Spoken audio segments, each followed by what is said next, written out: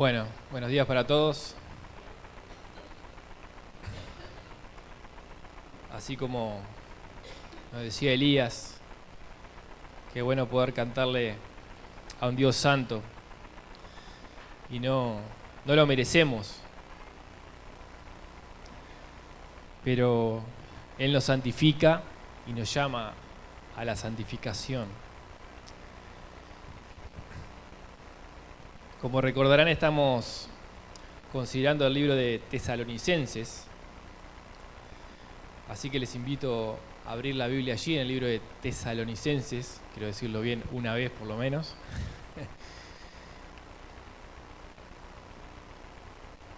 Estamos en el capítulo 4.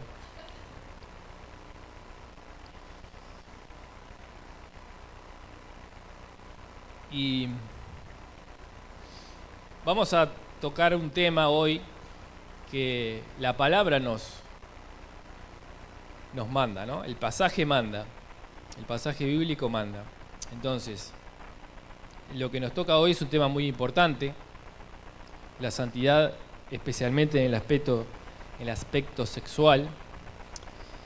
Y quiero advertir, en primer lugar, que de lo que vamos a considerar ahora no es especialmente dirigido para nadie en particular, sino para todos y cada uno, empezando por mí, por el que habla, claramente. Y pedirles, rogarles de que cuando escuchen esto que viene a continuación, no piensen nadie, esto es para fulano o mengano, o le cae bien a sultano, sino que cada uno piense para sí mismo, porque si pensamos es que es para otro, estamos esquivando en realidad lo que la palabra de Dios quiere hacer en nosotros, ¿verdad? Ya Brandon nos estuvo hablando del tema de la santificación en el capítulo 4, en los primeros versículos, de una manera más general. Y bueno, vamos a continuar. Entonces, vamos a ver desde el 3 al 8, especialmente del 4 al 8, pero leemos desde el 1, dice: Por lo demás, hermanos, os rogamos pues y os exhortamos en el Señor Jesús, que como habéis recibido de nosotros instrucciones acerca de la manera que debéis andar y agradar a Dios, como de hecho ya andáis, así abundéis en ello más y más. Pues sabéis qué preceptos os dimos por autoridad del Señor Jesús, porque esta es la voluntad de Dios, vuestra santificación, es decir, que os abstengáis de inmoralidad sexual.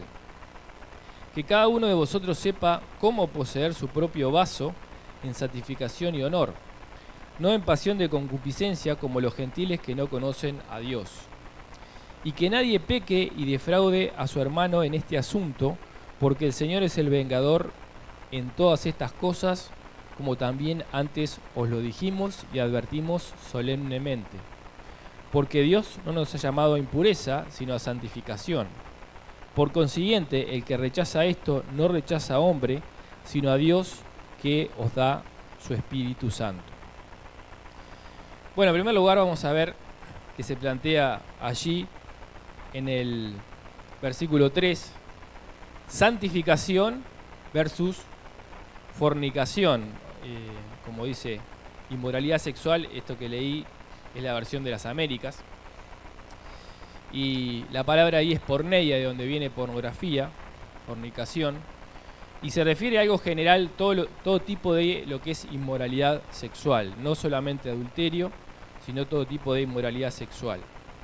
Entonces, consideramos que el apóstol Pablo dio estas instrucciones en la cultura romana del primer siglo, que estaba marcada por la inmoralidad sexual. El mundo de aquel entonces, el mundo grecorromano, lo que era la castidad, la pureza sexual, eran virtudes que tenías en poco y en nada. Y también considerar que Pablo dijo esto como un precepto, una instrucción, y esa palabra de precepto e instrucción se refiere a un término militar que describe lo que un oficial dice para un subordinado, ¿sí? Entonces, la orden viene de Jesús, no viene de Pablo. Entonces, esto no es una mera información ni una sugerencia, esto es una orden que se debe de obedecer. Entonces, bueno, vamos a ver entonces lo que es santificación. Como estábamos pensando, primeramente es Dios el que nos santifica. O sea, nosotros no podríamos considerar un proceso de santificación si Dios no primero tomara la iniciativa con nosotros. ¿Y qué iniciativa Dios tomó? Bueno, en primer lugar, entregar a su Hijo por nosotros para salvarnos, para pagar el precio por nuestro pecado, hacernos libres de la obra del pecado en nosotros. Antes éramos esclavos, antes de conocer a Cristo éramos esclavos del pecado, no teníamos posibilidades de ni siquiera dar un primer paso en el proceso de santificación. Pero Dios nos hizo libres y nos dio especialmente el Espíritu Santo, que nos santifica y opera trabajando provechosamente en nosotros. Pero también no es solamente este proceso de santificación, no es solamente parte de Dios, sino que también hay un apelativo para nosotros mismos. Nosotros tenemos que poner de nuestra parte. ¿En qué forma? Bueno, todos nosotros tenemos dentro un traidor. Y si acá somos, no sé cuántos somos, 50, 60, podemos pensar que tenemos 60 traidores. Claro, cada uno tenemos nuestra propia carne. Y es el adversario que tenemos siempre, la carne. Está allí, las pasiones están allí, están adentro. No tenemos que llamar a nadie, no tenemos que buscar afuera. Tenemos un combate, el Espíritu Santo de Dios que está en nosotros, combate contra nuestra propia carne, naturaleza humana pecaminosa y caída. Y entonces tenemos que trabajar en contra de eso. Tenemos que poner nuestra voluntad para frenar esas pasiones desordenadas de la carne, negarnos a nosotros mismos y darle lugar al Espíritu Santo de Dios, que también está en nosotros. Entonces el Espíritu Santo no va a tomar control nuestro, ¿sí?, a menos que nosotros se lo dejemos. Y eso es de nosotros lo que tenemos que hacer. Y ese es el proceso de santificación. Y en cuanto a la fornicación, que dijimos santificación versus fornicación, en el mundo, como decíamos, griego y romano, se practicaba totalmente la inmoralidad sexual. Y para tener una idea nomás, porque era lo que ellos vivían y sabían y conocían de aquel entonces, hay una cita de un tal Demóstenes que decía, así era como vivían en el Imperio Romano de aquel entonces, dice este Demóstenes: tenemos a las prostitutas para el placer, a las criadas para que se hagan cargo de nuestras necesidades corporales diarias y a las esposas para que sean fieles guardianes de nuestros hogares. Fíjense qué estándar de moralidad que tenían ellos, ¿no? Tremendo. Eso era antes. Y en el mundo actual no es tan difícil de pensar de que es lo mismo, básicamente. ¿Por qué? Porque tenemos dentro la naturaleza caída. Y entonces el hombre, como dice el Señor, se contamina no por lo que viene de afuera, sino por lo que sale de adentro del corazón. Porque de adentro del corazón vienen los malos pensamientos, y todo mal viene de adentro. Y es lo que sale lo que contamina al hombre. Entonces, la idea detrás de la santificación es ser apartado. Dios quiere que nos apartemos de la cultura impía. La cultura del primer siglo era mala. Si los hermanos se sujetaban, se sometían, observaban la cultura imperante alrededor de ellos, naturalmente iban a caer. Y nosotros también es exactamente lo mismo. Entonces ahora sí ver cuál es la alternativa a esto, a lo que es la inmoralidad sexual imperante en nuestro mundo, que tenemos alrededor y que vemos todos los días. Lo vemos en la televisión, lo vemos en las películas, lo vemos en el celular, lo vemos por todos lados. ¿Qué alternativa hay? Bueno, dice allí el versículo 4, la versión de las Américas, dice que cada uno de vosotros sepa cómo poseer su propio vaso en santificación y honor. Lo que la versión Reina Valera dice, como algunos tendrán allí, su propia esposa, ¿verdad? Dice, versículo 4 de la del 60, versión, que cada uno de nosotros sepa tener su propia esposa en santidad y honor. Cuando acá dice esposa, acá la de las Américas dice vaso, en realidad la palabra es skeuos, que significa un objeto u utensilio de uso común y corriente, un recipiente, ¿sí? Un recipiente común que uno puede tener en su casa. No refiere explícitamente a un hombre hacia una mujer, sino es eso, ¿no? En el griego es un vaso.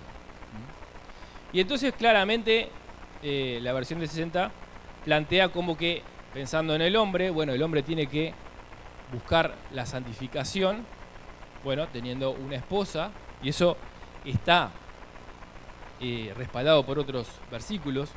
Por ejemplo, 1 Corintios 7:2 dice, pero a causa de las fornicaciones, cada uno tenga su propia mujer y cada una tenga su propio marido. O sea que no solamente para el hombre, sino también para la mujer, cada uno buscar tener su propio cónyuge. Pero no es la única posibilidad, porque el Señor Jesús manejó de que hay eunucos que se hacen a sí mismos por causa del reino de Dios. Y también el apóstol Pablo en 1 Corintios 7 habla de que bueno sería el hombre no tocar mujer, pero eso no es concedido para todos. O sea, la castidad, el don de continencia, lo llama como que es mejor, pero eso dice que es a los que les es concedido. Y para aquellos que estamos casados, o que lo vamos a estar en poco tiempo, ¿sí? El mundo y también Satanás, y a veces también nuestra propia carne, combaten pensando de que es más interesante, es más lindo lo de afuera. O sea, buscar el placer afuera del matrimonio. Cuando Dios creó, totalmente diferente, ¿no? Dentro del matrimonio es donde uno tiene que disfrutar. Dice Proverbios 5, y también está en Cantares, pero podemos leer Proverbios 5:15. Bebe el agua de tu misma cisterna y los raudales de tu propio pozo. Se derramarán tus fuentes por las calles y tus corrientes de aguas por las plazas. Sean para ti solo y no para los extraños contigo. Sea bendito tu manantial y alégrate con la mujer de tu juventud. Como sierva amada y graciosa gacela, sus caricias te satisfagan en todo tiempo y en su amor recréate siempre. No vamos a profundizar demasiado ahora en esto, pero sí decir de que si sos casado, si sos casada, tenés el derecho y la necesidad y la obligación de que tu matrimonio funcione, de que tu matrimonio sea el lugar donde vos te sentís cómodo y que satisfacés todo en todo sentido. Que sea un deleite el matrimonio, porque eso es lo que Dios nos dio a nosotros. Y eso es lo que va a hacer, te va a apartar de tentación y hacer que sea sano. Y de otra manera vas a estar tentado, ¿verdad? Y no es lo que Dios quiere. En un tiempo, por ejemplo, dice el apóstol Pablo de que no os neguéis el uno al otro. También lo dice en Corintios. A no ser por un tiempo breve, dice Pablo, para dedicarse a la oración y después volveos a unir. Esos son consejos sanos y buenos de la palabra. Y no olvidemos, estamos bombardeados, ¿no?, por una cultura totalmente sexualizada, ¿verdad? No olvidemos de que el príncipe de este mundo, que es Satanás, es aquel de que le planteó a Eva una idea de ser igual a Dios y tomar de ese fruto prohibido, que no era el sexo, era un fruto, el fruto del árbol del conocimiento del bien y del mal, y que con eso lo que no le dijo es que él le iba a arrebatar el ese principado sobre la creación, que pertenecía a Adán y Eva. Entonces no tenemos que pensar de que lo que nos ofrece Satanás, el mundo, con el auspicio de nuestra propia carne, va a ser algo bueno, sino totalmente destructivo y malo. Y podemos pensar en lo que es el vicio totalmente destructivo de la pornografía. Ustedes saben de que antes, cuando uno quería ir a ver eso, tenía que ir al kiosco y comprar una revista que estaba tapada, así, y bueno, tenía que hacer todo eso. Ahora, estos aparatitos, claramente, te pueden dar esa facilidad. Estos aparatitos pueden usarse para cosas muy buenas, ¿sí? Para estudiar, para pagar cuentas, para, no sé, ver noticias del otro lado del mundo, o también para algo totalmente destructivo. Y todos estamos expuestos a eso. Entonces tenemos que tener mucho más cuidado que antes. Porque hay otro aspecto que queremos ver, no solamente esto del matrimonio, sino también lo que es el vaso, ¿sí? Y pensando en nosotros mismos y en nuestro cuerpo como un vaso, aquello que estamos utilizando. Y eso también está completamente respaldado por otros versículos, como por ejemplo 2 Timoteo 2:21, dice aquí: así que si alguno se limpia de estas cosas, será instrumento para honra, santificado, útil al Señor y dispuesto para toda buena obra. Y 2 Corintios 4:7 dice: pero tenemos este tesoro en vasos de barro, para que la excelencia del poder sea de Dios y no de nosotros. Entonces tu cuerpo, mi cuerpo, es como un vaso. ¿Qué le pones adentro? ¿Para qué uso te vas a brindar? ¿Qué uso le vas a dar? Le estás dando a tu cuerpo como un vaso. Bueno, este vaso, este cuerpo, es el que Dios compró, es el que Dios pagó. Y recordamos todos los domingos el precio que fue pagado por nosotros. Entonces ya no nos pertenecemos a nosotros mismos, porque el Señor pagó un precio, un altísimo precio, el precio más alto que se haya pagado jamás. Fue el precio que se pagó por ti y por mí, el precio de la vida y la sangre del Hijo de Dios. Fue lo que se pagó por nosotros. Entonces, Él espera y no rebaja su expectativa que nosotros vivamos de esa manera, dándole honor a su nombre. Después también pensar en huir de la fornicación, para pensar algo práctico. 1 Corintios 6:18 dice: huid de la fornicación. Cualquier otro pecado que el hombre cometa está fuera del cuerpo, mas el que fornica contra su propio cuerpo peca. Para pensar un costado práctico de todo esto, no creas de que sos fuerte. No pienses que sos fuerte. Porque el que piensa estar firme, mire que no caiga. Cualquiera de nosotros, cualquiera que se regale, como decimos, puede caer. Cualquiera puede caer. Y cuando nosotros sabemos que tenemos cierta tentación, no debemos de ir por ahí. No tenemos que transar. No tenemos que pensar, no, yo esto lo voy a dominar. No. El consejo es huir, correr, rajar, diríamos nosotros. O sea, si está ahí, rajamos para otro lado. Es así. Recordaba en otra iglesia,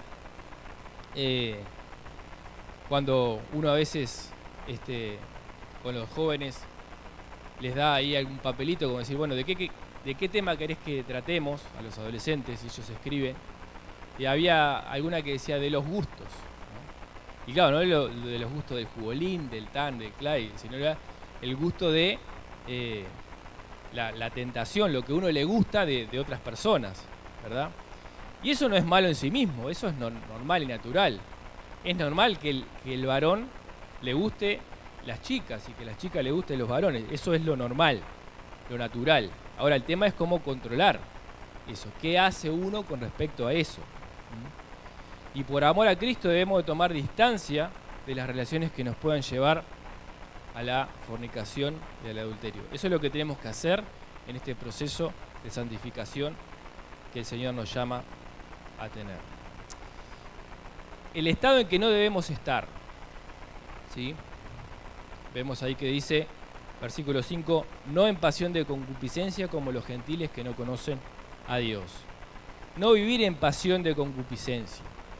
Concupiscencia se puede definir como los deseos desordenados de la carne. La Nueva Traducción Viviente dice no en pasiones sensuales, y la NBI dice no dejarse llevar por los malos deseos. Entonces, hermano, hermana, el Señor Jesús murió por ti para salvarte, pero también para ser Señor, el amo de tu vida. Y es para que muestres su gloria en tu vida. Es para eso. No para andar viviendo los bajos deseos desordenados como los animales. No dejarse llevar por esos deseos, esos instintos. Y pensaba también en 2 Corintios 5:10, cuando nos vamos a presentar ante el tribunal de Cristo. ¿Y qué dice allí? Dice, porque es necesario que todos nosotros comparezcamos ante el tribunal de Cristo para que cada uno reciba según lo que haya hecho mientras estaba en el cuerpo, sea bueno o sea malo. Mientras estabas en el cuerpo, como ese vaso, ¿a qué te estás dedicando? ¿A qué me estoy dedicando? ¿A la santificación o a satisfacer mis propios deseos desordenados de mi carne? Bueno, Él vino para ser el amo. Y también dice, no como los gentiles que no conocen a Dios. Si nosotros predicamos del amor de Dios, de la salvación, de que el Señor transforma y cambia nuestra vida, y en realidad vivimos igual que ellos, eso nos quita toda autoridad para hablar, ¿sí? Si ellos ven nuestra vida y estamos presos de los mismos vicios y pecados que ellos, ¿qué les podríamos predicar? ¿Qué les podríamos comunicar?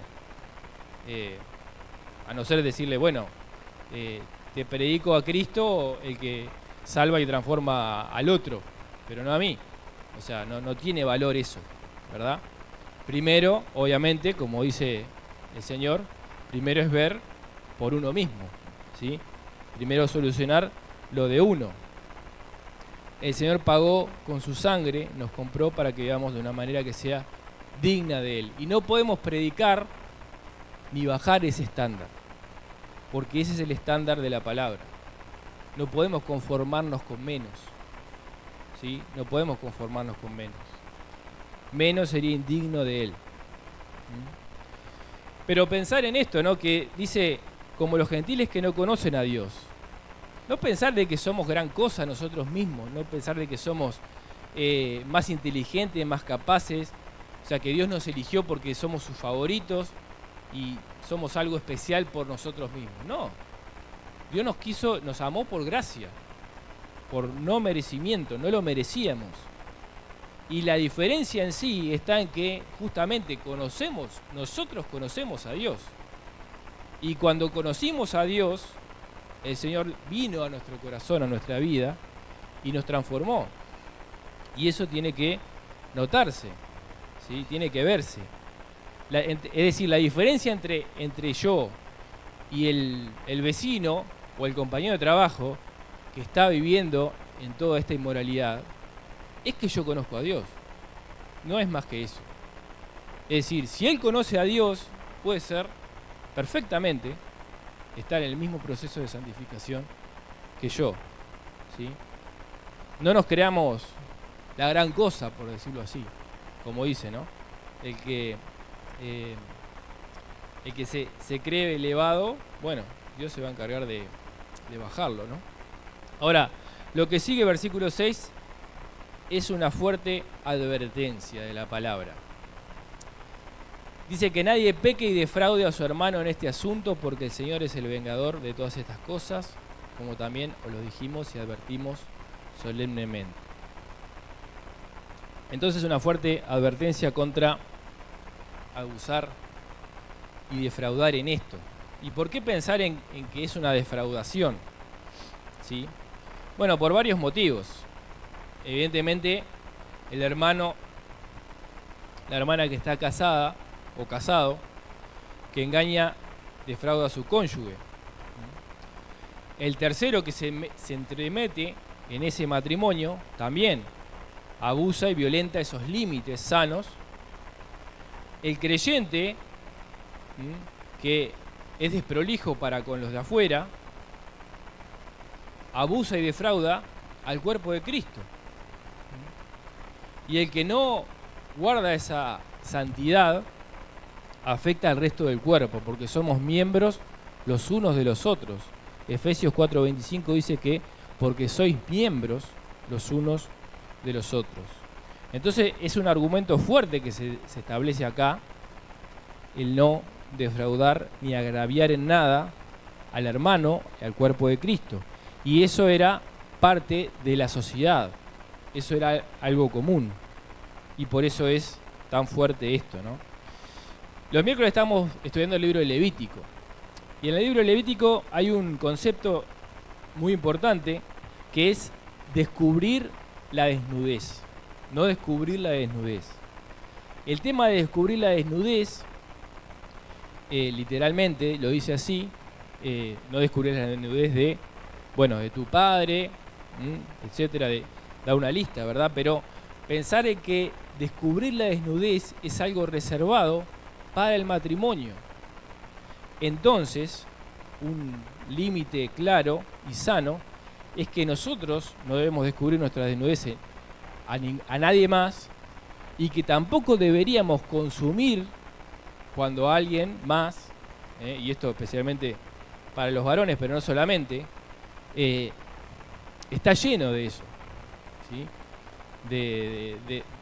De mujeres, también hombres, pero que descubren su desnudez y se ofrecen. Bueno, el proceso de santificación que Dios nos llama a tener requiere decir no. Yo no voy a consumir eso, ¿sí? Porque eso es reservado para el matrimonio. No descubrir la desnudez de nadie más que no sea tu cónyuge. Razones para obedecer esta instrucción, esta orden de mi superior, de mi comandante, que es el Señor Jesús. El Señor es vengador y castigador de los agravios, y esto es fuertísimo, porque está hablando de los creyentes, está hablando a los creyentes, está hablando dentro de la iglesia, y dice que el Señor es el vengador, castigador. Esa es la idea, es el castigador de estas cosas. El Señor es el Dios de amor, sí, perfecto, pero es un Dios también de santidad. Y deberíamos de tener temor de esto, porque Romanos 12:19 dice: no os venguéis vosotros mismos, amados míos, sino dejad lugar a la ira de Dios, porque escrito está: mía es la venganza, yo pagaré, dice el Señor. Entonces, el Señor es el vengador, y horrenda cosa es caer en las manos del Dios vivo. No está hablando de la pérdida de la salvación acá. No existe la pérdida de la salvación. Pero sí, el Señor es el castigador de estas cosas. Es el vengador, como dice acá. Y esa es la primera de las 4 razones que vamos a ver ahora para obedecer estas cosas. La segunda es debido a nuestro llamado. Dice: pues no nos ha llamado Dios a inmundicia, sino a santificación. Los cristianos somos llamados a la pureza sexual, no a la inmundicia, sino a la santificación. Entonces, vivir de otra manera es sencillamente ser inconsistentes con lo que somos en Cristo Jesús. Eso también está sostenido por 1 Corintios 6, que también el apóstol Pablo habla de esto, y termina diciendo 1 Corintios 6:20: porque habéis sido comprados por precio, glorificad pues a Dios en vuestro cuerpo y en vuestro espíritu, los cuales son de Dios. ¿Sos un creyente? ¿Sos un hijo de Dios? ¿Una hija de Dios? Bueno, para vivir apropiadamente tenés que vivir de esta forma, tenemos que vivir de esta forma. Somos llamados a esto. Tercera cosa, rechazar esto es rechazar a Dios mismo. Y el rechazar puede ser algo bastante pasivo, como solamente resistir. Es decir, escucho algo y, sí, bueno, pero yo hago otra cosa. Eso es resistir, ¿sí? Y el que resiste, dice acá, no lo digo yo, lo dice la palabra, versículo 8, el que rechaza esto no rechaza a hombre, sino a Dios. O sea que Dios no es condescendiente con la cultura imperante del momento, tan tolerante a la inmoralidad sexual. Lo que nuestros compañeros viven, lo que viven nuestros compañeros de trabajo, compañeros de estudio, vecinos, en la tele, lo que sea, bueno, eso allá ellos. Pero Dios nos llama a otra cosa. Es una fuerte instrucción esta de Pablo. Pero no parece que los tesalonicenses, como en el caso de los corintios sí, pero los tesalonicenses no parece que estuvieran involucrados en estos pecados. Pero el apóstol Pablo conocía lo que era la cultura imperante y la tentación tan grande que significa y el daño que produce el dejarse seducir por esto. Y por eso es algo tan fuerte, ¿no? Y después, finalmente, la cuarta cosa dice que también nos dio su Espíritu Santo. Entonces tenemos el recurso del Espíritu Santo viviendo en nosotros. No estamos solos en esto. Sería total y completamente imposible para cualquiera de nosotros, empezando por mí, de estar en esta carrera de la santificación, en este proceso de santificación, si no estuviese el Espíritu Santo viviendo en nosotros. Entonces, la pureza sexual, como se nos llama en este pasaje, depende y es fortalecida porque está la presencia del Espíritu Santo en nosotros. ¿Qué es lo que tenemos que hacer? Escucharlo. Negarnos a nosotros mismos, ¿sí? Obedecer, que es lo que tanto nos cuesta muchas veces, porque reconocemos y nos ponemos la mano en el corazón que somos orgullosos, que muchas veces somos soberbios, que resistimos al Espíritu Santo de Dios, y eso es lo que no tenemos que hacer. Dejemos que el Espíritu Santo nos gobierne, nos controle, nos dirija, y ahí vamos a estar bien. No es la idea de este pasaje, ni de este mensaje, el plantear una perfección en el sentido de ser impecable, ¿sí? Pero sí de ser sincero, sí de buscar a Dios con sinceridad, con claridad, con honestidad, con el corazón, poniendo el corazón en seguir a Dios. De eso se trata, hermano. Es así. Y eso depende de ti y depende de mí. Conclusión. Una palabra de aliento final. Tal como decía al principio, el pasaje manda. El pasaje manda y es lo que nosotros tenemos que predicar. Tenemos que predicar lo que está acá, predicar la palabra. Es solo la palabra lo que nos va a alimentar, lo que nos va a transformar. No son consejos humanos, no son ideas, no son pensamientos, es la palabra. Y la palabra dice esto.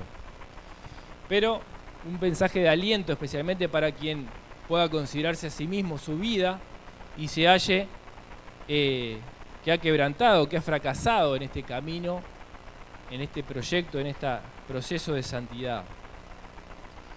La Iglesia de Cristo no es una bandada de santurrones que ostentan una penosa vanidad por sentirse superiores a los que los rodean, tanto sea los del mundo como comparándose a sí mismos unos con otros. Eso no es la Iglesia de Cristo.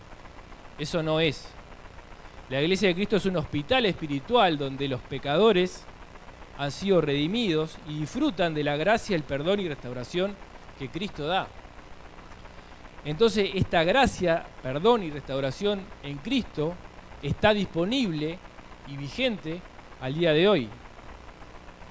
Con tal de que, ya sea el amigo que nos visita y que todavía no es de Cristo, o para tú y yo cualquiera que ya lo conocimos, tengamos una actitud correcta. ¿Y cuál es esa actitud correcta? Una prerrogativa bien clara. Salmo 51:17 dice: los sacrificios de Dios son el espíritu quebrantado. Al corazón contrito y humillado no despreciarás tú, oh Dios. El problema muchas veces es que en nuestro corazón no hay un espíritu quebrantado, no hay humildad, sino que hay orgullo, hay resistencia, hay soberbia. Trabajemos en eso, hermano, porque eso es lo único que nos separa de poder disfrutar de la gracia, el perdón y la restauración que Cristo nos quiere dar. El rey David había sido, cuando escribió esto, había sido, siendo el dulce cantor de Israel, siendo el hombre conforme al corazón de Dios, siendo alguien extraordinario, como aquel que mató al gigante, que lo podemos leer allí, pero en este momento que él escribe el Salmo 51, había sido lujurioso, adúltero, hipócrita, conspirador y homicida. Creo que pocos de nosotros podemos llamarnos así, ¿no? De todo esto, ¿verdad? Pero él lo fue en la ocasión ahí con Betsabé y con Urías. Y fue perdonado. ¿Con qué condición? Se arrepintió de todo corazón. Se humilló delante de Dios y se arrepintió. Entonces, si sentís que no estás cuidando el vaso, es decir, tu propio cuerpo, bueno, es tiempo de humillarte, es tiempo de arrepentirse, es tiempo de venir a estar a cuentas con el Señor, ¿sí? Porque eso es lo que nos llama el Señor. Podemos venir confiadamente al trono de la gracia. Hebreos 4:15 nos habla de eso. El Señor se compadece de nuestras debilidades. No significa que somos fuertes, sino que reconozcamos que somos débiles. Y Él se compadece de nuestras debilidades y nos llama a acercarnos con confianza a un trono de gracia, no un trono de juicio ni de acusación hacia nuestra imperfección, sino un trono de gracia para alcanzar misericordia y hallar gracia para el oportuno socorro.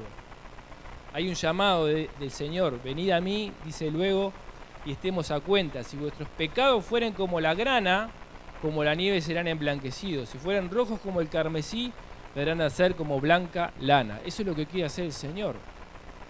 Ya dio los medios. Su sangre fue derramada, su cuerpo fue entregado. Ya están los medios para que tu pecado y mi pecado puedan ser emblanquecidos, perdonados, limpiados.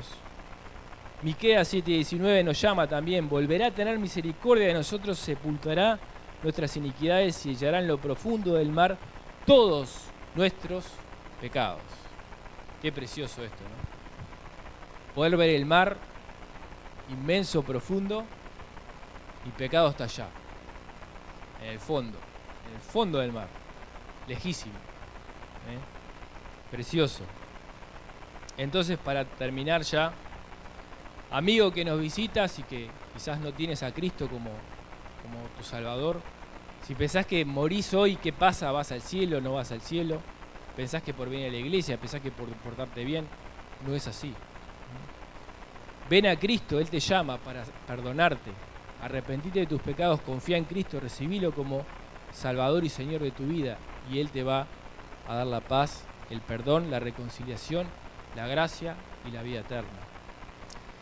Hermano y hermana que no te sentís que estás fallando en este proceso de santificación que el Señor te llama, arrepentite para comenzar de nuevo. Borrón y cuenta nueva, empezar de cero. Compañero de camino, compañera, reafirma tu compromiso con la santidad, porque el Señor es el que merece todo esto. Que Dios añada su bendición.